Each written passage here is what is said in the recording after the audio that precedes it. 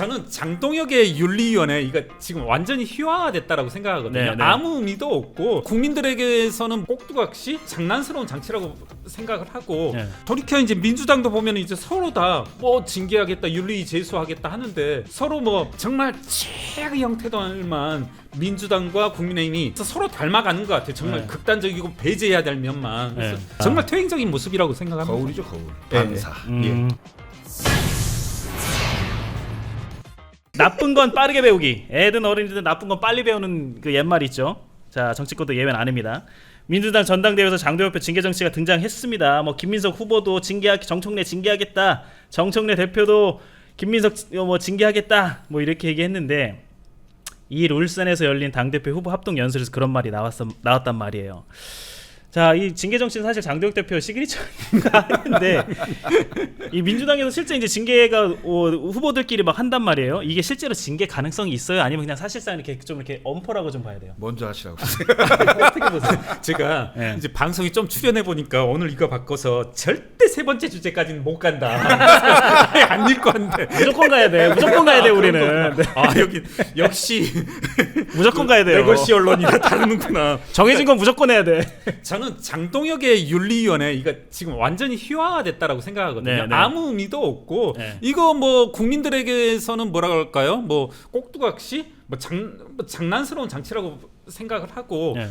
돌이켜 이제 민주당도 보면 이제 서로 다 뭐 징계하겠다, 윤리 제소하겠다 하는데 네. 정말 딱 그 지적은 맞는 것 같아요. 서로 뭐 정말 최악의 형태들만 민주당과 국민의힘이 말싸움 하는 거죠. 그러니까 한마디로. 그러면서 서로 닮아가는 것 같아요. 정말 네. 극단적이고 배제해야 될 면만. 그래서 네. 뭐랄까요? 개혁신당 입장에서는 참 즐거우실 것 같아요. 정말 좀 개혁적이고 이런 중도 보수적인 정당에서는 이렇게 양당이 조금 망해야 국민들에게 선택지도. 형님 즐거우세요? 별로 안 망할 것 같아요. 그러니까 이러면서 망해야 되는데 이게 더 막 번식을 잘하는. 계속 가고 네. 있으니까. 정말 퇴행적인 모습이라고 생각합니다. 거울이죠, 거울. 예, 예. 반사. 반사. 반사. 그런 형태죠. 근데 그 민주당 전당대회가 갈수록 더 심해질 거라고 생각해요. 정청래는 네거티브 안 한다고 했는데 이 말이 발언이 좀 세죠. 왜냐하면 이게 각 캠프가 전략 네. 수정 단계에 들어갔거든. 왜냐하면 그 충청권하고 부울경을 해봤더니 이제 딱 이게 판세가 나왔잖아요. 네. 그러니까 원래 정청래의 계획, 캠프의 계획은 10% 이상을 이겨서 대세론, 정청래밖에 없다 이런 대세론을 하고 싶었는데 과반을 넘겨서. 결국은 충청도에서 1위를 뺏겼어요. 네. 그건 충격이잖아요. 네. 그다음에 부산에서도 부울경에서도 최소 10% 이상을 이길 거라고 생각했는데 고작 뭐 2점 몇 퍼센트 이런 정도였단 말이에요. 그러니까 이 상황이 되면 정청래 캠프에서는 이건 공격적으로 네거티브를 하지 않으면 위험하다 이런 생각을 했을 거고 가장 민주당 당원들이 싫어하는 단어가 신천지입니다. 민주당 당원들이 싫어하는 단어 신천지. 왜냐하면 이거는 이른바 민주당이 국민의힘을 공격할 때 그러니까 정교 분리 예. 헌법 위반이다. 그래서 위헌정당이다라고 네. 공격을 했는데 본인들이 위헌정당이 될 상황이 됐어. 그러니까 그런 이제 인식을 만들었죠 사실. 네, 그렇죠. 김인석 네, 후보가. 네, 네. 이런 위헌정당을 그것도 본인들이 자폭했어. 누가 얘기한 것도 아니고 그렇죠. 자폭을 했는데 그 자폭한 후보가 좀 유리하게 전개되고 있거든. 네. 그러면 그러니까 추격 당하는 사람 입장에서 추격자의 입장으로 바뀐 거야 정청래가. 네. 그래서 그 공격을 안 할 수 없는 상황이 됐다라고 네. 보여져요. 그러니까 앞으로 연설회가 이제 몇 번 더 남았잖아요. 이제 한 주밖에 안 지나서 2주 더 남았지 2주. 예? 그 정도. 그러니까 다음 주에 인천 제주. 그다음에 TK 네. 강원 이렇게 남은 거고 그다음에 호남 서울 경기 이렇게 남아 있는 거라서 점점 더 강도가 세질 거고 네. 결국 민주당 전당대회가 아니라 분당대회로 가는 이런 상황이 될 가능성까지도 배제할 수 없다. 위원님 그러면 일단 형님도 말씀하셨지만 1주차 결과는 물론 득표율 이제 총 득표율로는 좀 작긴 하지만 15, 17 정도로 알고 있는데 현재까지 판세는 누구한테 더 유리하다고 보세요? 저는 지금까지 판세는 김민석에게 유리하죠. 그러니까 회계사니까 네. 또 잘난 체 해보자면 그러니까 김민석 후보가 저로서는 좀 의미 있는 숫자를 얘기했어요. 7%만 지더라도 우리가 이긴다. 아, 그렇게 얘기했죠. 이제, 이 선호 투표제 하에서는 가만 보니까 제 나름대로 해석하기 뭐냐면 지금 송영길 후보가 딱 10%를 먹더라고요. 네. 그러면 선호 투표제가 작동하기 위해서는 그리고 정청래가 1차에서 과반만 안 먹으면 되잖아요. 그러면 네. 정청래가 49%를 먹는다. 네. 그리고 송영길이 10% 먹는다 하면은 나머지는 이제 김민석은 41%가 되거든요. 네. 이게 이제 분기점이 되는 거예요. 8% 차이가. 네. 그러니까 본인이 8%가 분기점이고 7%면은 내가 이길 수 있다라는 이런 수치가 나온 것 같은데 네. 말하고 나니까 별 감흥을 못 느끼는 시청자분들이.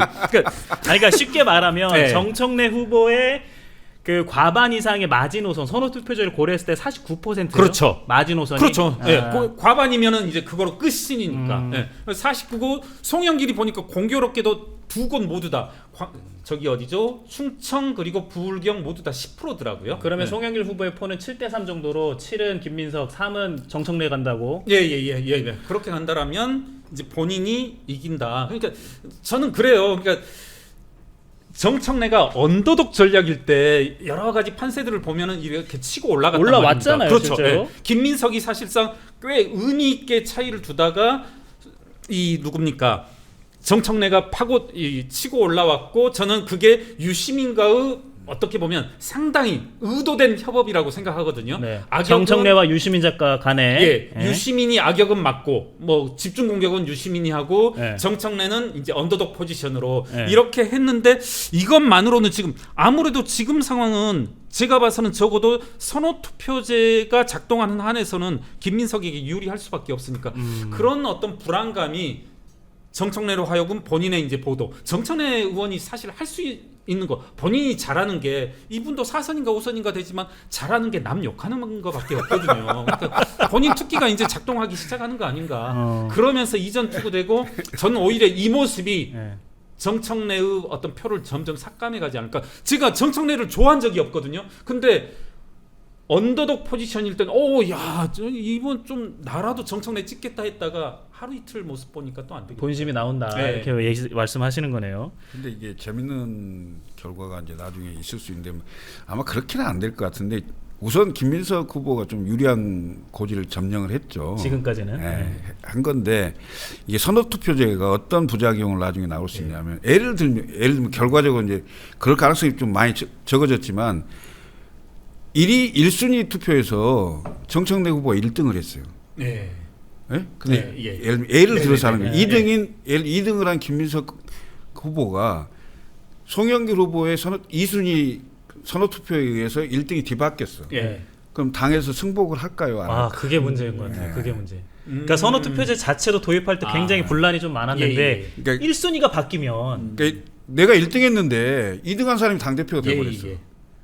그러면 그 당의 지도력이나 당내 분란이 과연 제압이 되겠냐? 그건 결국 컨벤션 효과가 되게 약화될 수 있다는 거네요. 그렇겠네요. 전당대회가 끝나고. 예. 그게 가장 우려되는 지점 중에 하나일 거예요. 근데 뭐 지금 이 상황 지금 현재 1주차에 0.99 정도 차이밖에 안 났다 그러면 뭐 그럴 가능성이 별로 없어 보이긴 해요. 그런데 그렇게 되면 민주당 판이 참 재밌는 판이 되겠죠. 예. 우리 이거 최고위원 얘기 하나만 하고 오늘을 마무리할게요. 이게 최고위원 이제 딱 뽑았는데 1주차 최고위원 경선 결과 친청이죠. 최민희 후보가 22.58%로 일단 20% 선점했고 나머지는 다 거기에요. 박선원, 한민수, 서미화, 김용, 이성윤. 이 중에서 위에 보시면 지금 그래프 보시면 위에 5분이 올라가잖아요. 관건은 김용, 이성윤이에요. 이게 두 명이 바뀌면 친청이 맞냐 친명이 맞냐 이게 교묘하게 갈린단 말이에요. 2대3이냐 3대2냐. 형님 어떻게 보세요? 이 갈릴까요 둘이?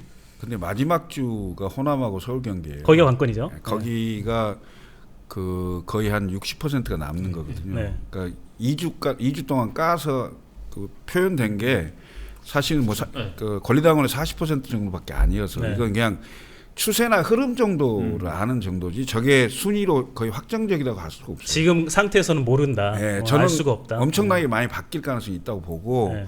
특히 모르겠습니다. 이성윤은 전북이 지역구고 네. 또 전북 권리당이 되게 많아요. 네.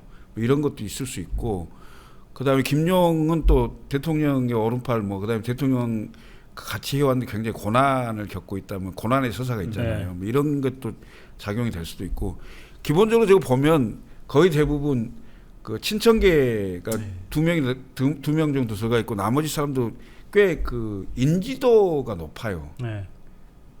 제가 보기에는 결국 그렇네요. 네. 인지도인데 인지도 순서가 아닌가 이런 생각이 좀 들 정도. 인지도 순서. 그러니까 친명 친개파가 아니라 인지도 순서. 차민희 의원은 예? 뭐 나쁜 뉴스이긴 하지만 엄청나게 뉴스를 많이 탔잖아. 아, 예, 그렇죠. 예? 노이즈가 좀 있었죠. 그러니까 노이즈 마케팅에 성공한 케이스지. 호남민심 잘하시니까 좀 어때요 지금?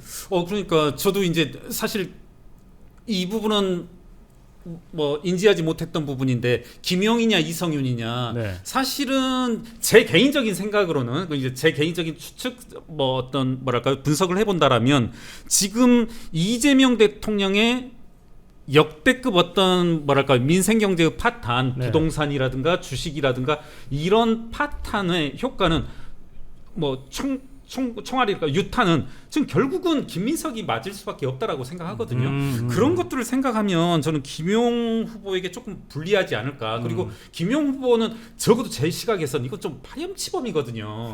김용이 만약에 최고위원이 된다 하면은 정말 저는 민주당의 간판 뭐 본인들 맨날 뭐 그렇게 얘기하잖아요. 김대중과 노무현의 정신을 이어받았다 하면은 김대중 노무현 정신의 파탄이죠. 김용이 된다라면. 그렇게 본다면 저는 이성윤이 조금은 더 그리고 말씀하신 것처럼 전북 연고라는 지역적 연고도 있는 만큼 유리하지 않을까. 그 시간이 조금 지나긴 했는데 파탄의 이유는 짧게 왜 그렇게 보시는 거예요? 그러니까 지금 저는 오늘 저도 깜짝 놀랐거든요. 부동산 세제에 대한 이제 개편안이 나왔잖아요. 네. 이거 저는 거의 뭐랄까요?